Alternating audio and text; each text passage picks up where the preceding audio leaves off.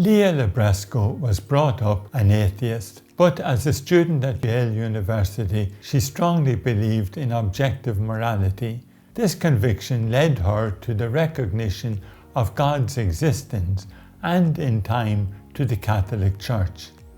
As a thinking person, she needed God and the Church in order to make sense of life, but it took her some years to recognize this need.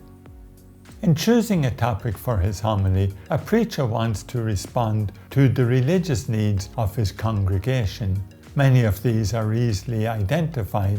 People, for example, always need to be encouraged to grow in their relationship with Jesus.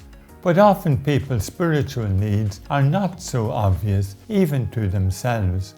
The preacher must also highlight and respond to these needs. People may not realize, for example, how much their thinking is being shaped by the media or left-wing ideology, that on issue after issue they no longer think like Catholics, so they need help to see how modern culture is diluting and undermining their faith without them noticing. They may need to understand that leading a harmless life is not enough. They are called to live in keeping with their supernatural dignity as God's children, to carry the cross, to recognize evil, however fashionable it may be, to spot poisonous half-truths, to speak up for the truth.